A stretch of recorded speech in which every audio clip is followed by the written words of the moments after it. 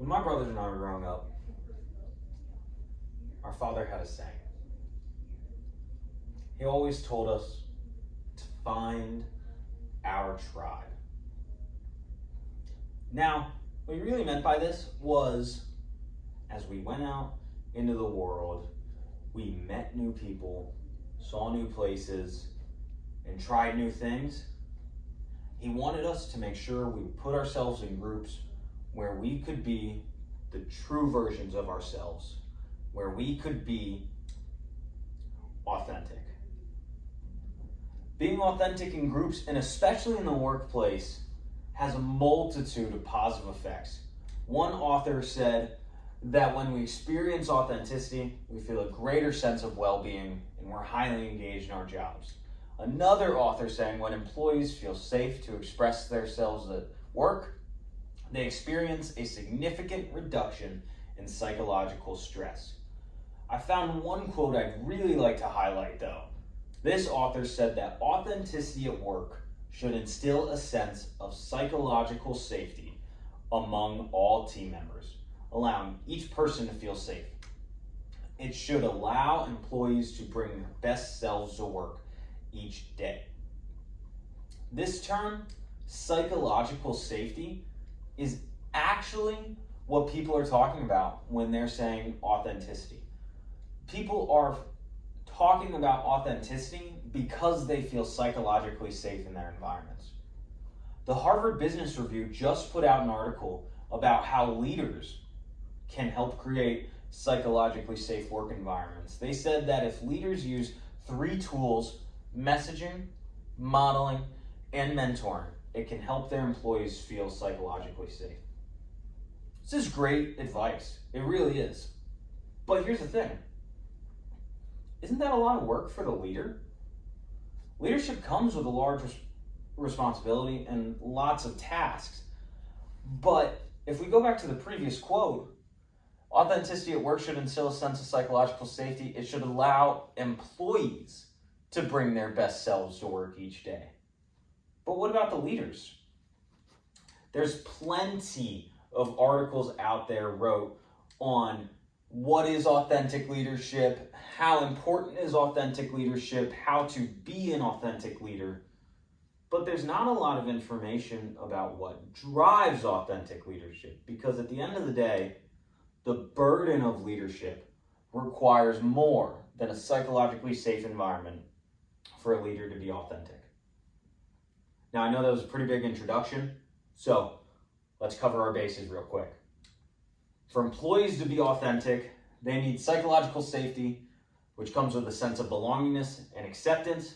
This has lots of positive benefits, such as self-esteem and more confidence, but we're looking for a deeper leadership reason. If we slapped a triangle on that and were to flip it upside down, it actually ends up looking a lot like Maslow's hierarchy of needs. We're hoping that just the concept of having a job will fill these physiological and safety needs. And then, as we've already covered, authenticity and psychological safety come from the belongingness and love and the esteem needs. But for leadership, we're looking to hit that self-actualization and achieving one's full potential. Because authentic leadership requires continually reaching self-actualization. We surveyed 22 leaders across 3 interviews each, totaling in 66 interviews. And I found that the answer as to what drives authentic leadership is passion. Passion came out of our discussion in 3 ways. The first is leaders directly stated that they're passionate about their work. The second is that passion could be derived from the way that leaders have reframed failures. And third is that passion can be looked at through the way that leaders have sacrificed their work-life balance in the past to work towards their passions. Starting off, passion as something that was stated. We had a handful of leaders, not all of them. I wouldn't exactly be doing a project if everybody was saying that they were passionate. But a handful of leaders said that they really enjoy the work that they do. One leader, she is a wedding planner. She said that a very rewarding part of her job is seeing when the weekend comes to fruition. Another leader who started a small business with her colleagues said it's something that started as a passion for all of us, and that the business came out of a passion for something that we felt like we had a lot of experience in. However, there's another leader who spent 2 decades in one field and then became an independent consultant in that field and has been doing that for about a decade now. This leader said that I love it. I consider it my life's work, and I really enjoy what I do. This leader went on to say, in regards to the learning part of his job, I love that. It's one of the things I really love about the variation in my job. The passion is oozing through in this participant's statement, and you can tell that they really do love what they do for work.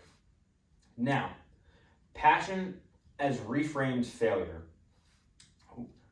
We talked about failure in our interviews with every single leader, and one of the things that was clear was that leaders have a passion for taking it as a learning experience.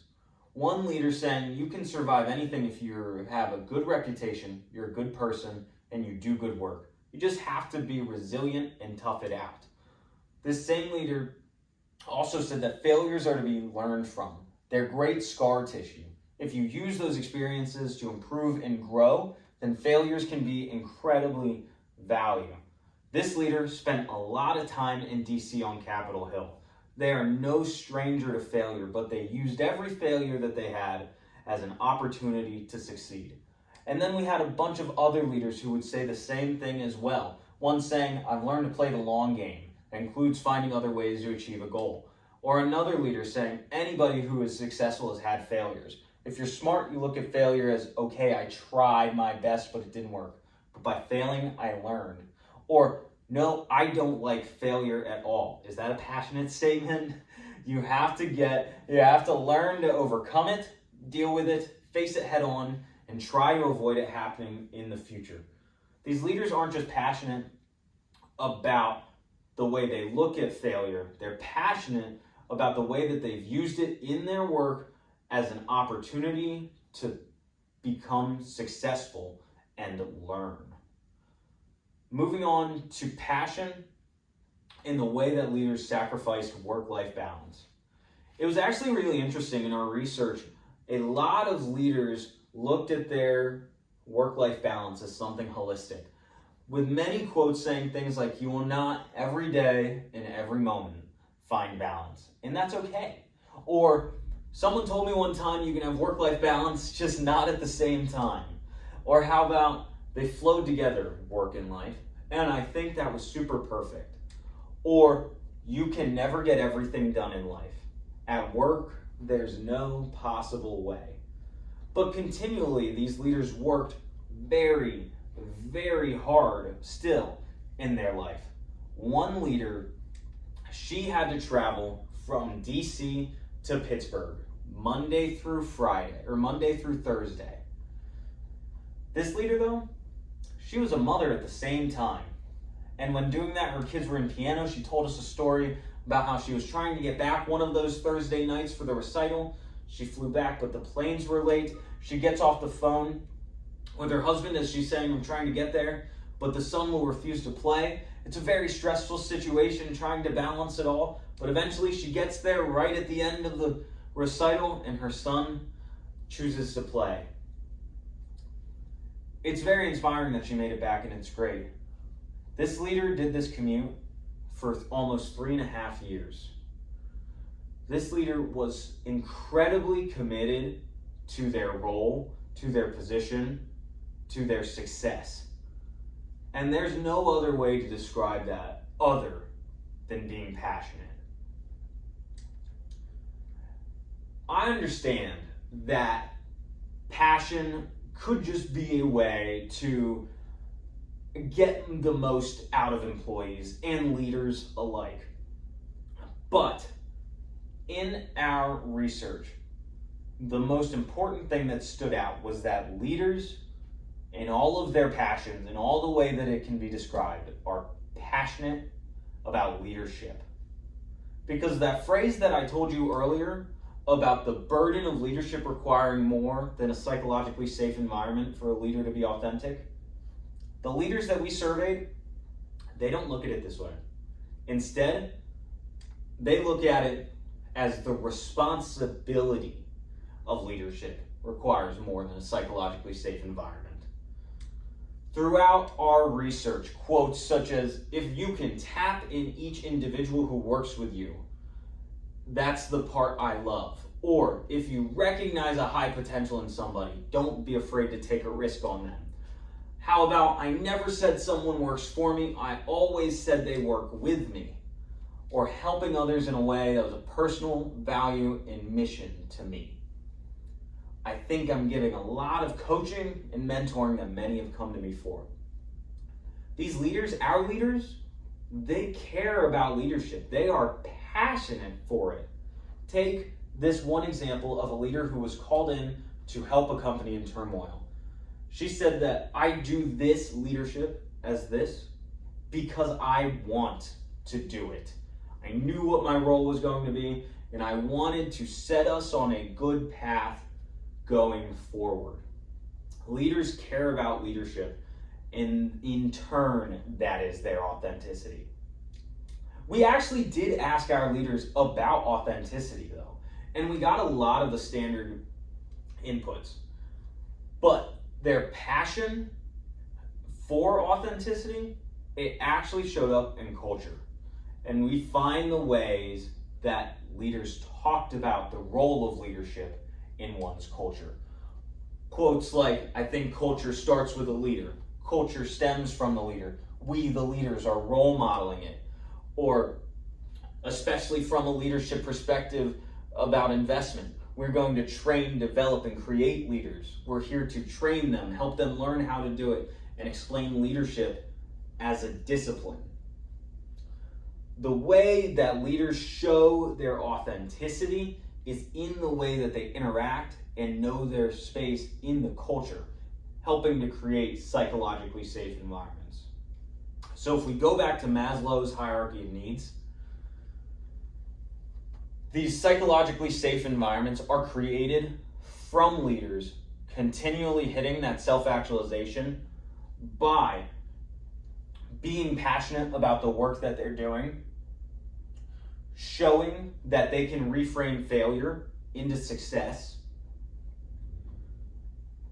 sacrificing their work-life balance throughout their career, and just having a relatively passion for leadership that goes tremendously far.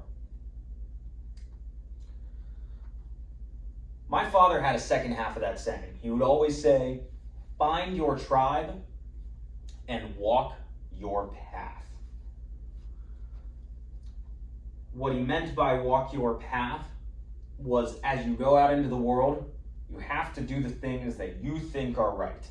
You have to go your own way. And you will find your tribe in that sense. The 22 leaders that we surveyed, they have walked their paths. They have found their tribes. And now, I challenge all of you to do the same. Thank you.